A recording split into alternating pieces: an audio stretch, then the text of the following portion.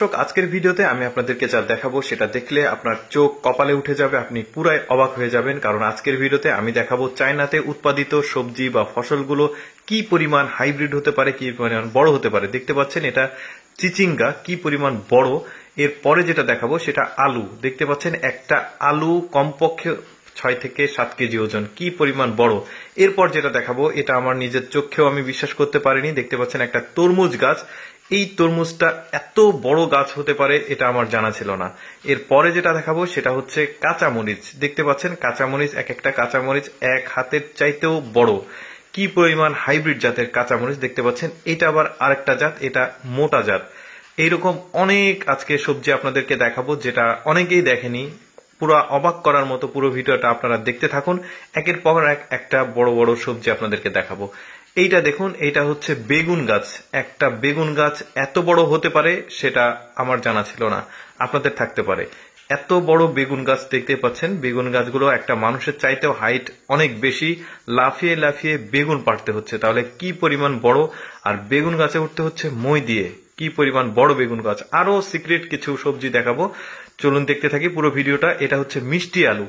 একটা মিষ্টি আলুর ওজন যদি 5 কেজি হয় তাহলে এটা কি পরিমাণ বড়, মানে একটা মিষ্টি আলু 10 জন মিলেও খাওয়া যাবে না। দেখতে পাচ্ছেন আরেকটা মিষ্টি আলু তুলছে মাটি থেকে, কি পরিমাণ সাইজে বড় এই মিষ্টি আলুগুলো। এরকম হাইব্রিড ফসলগুলো আসলে চায়নাতে ব্যাপক পরিমাণ হয়। এবার আপনাদেরকে দেখাবো মূলা।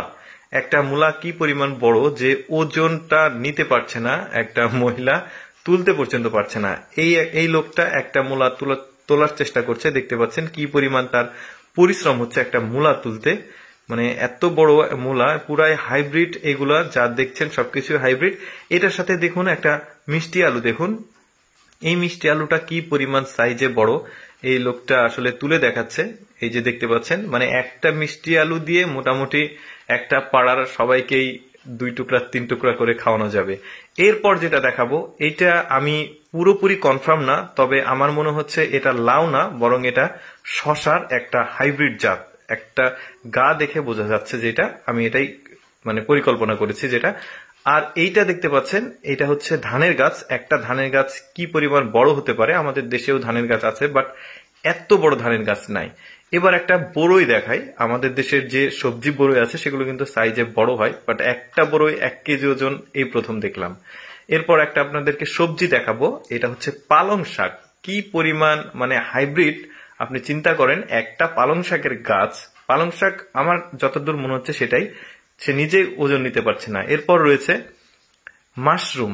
আমাদের দেশেও মাশরুম চাষ হয়, বিভিন্ন দেশে মাশরুম চাষ হয়, বাট এই সাইজের মাশরুম এত বড় মানে কল্পনার বাইরে। এরপর যেটা দেখাবো পেঁয়াজ। পেঁয়াজ তো ইন্ডিয়ান পেঁয়াজ, পাকিস্তানি পেঁয়াজ, মিশরের পেঁয়াজ দেখেছেন যেগুলো সাইজে বড়, বাট একটা পেঁয়াজ 1 কেজি বা তার বেশি, মানে এটা অবাক করা একটা ব্যাপার।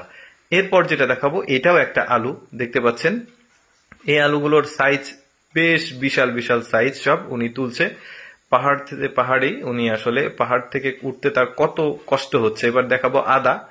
আদাটা দেখুন কি বিশাল সাইজের আদা। আমাদের দেশের যে আদাগুলো হয় মোটামুটি মানে 1 পোয়া বা 1.5 পোয়া হয়, বাট এটা কেজির উপরে।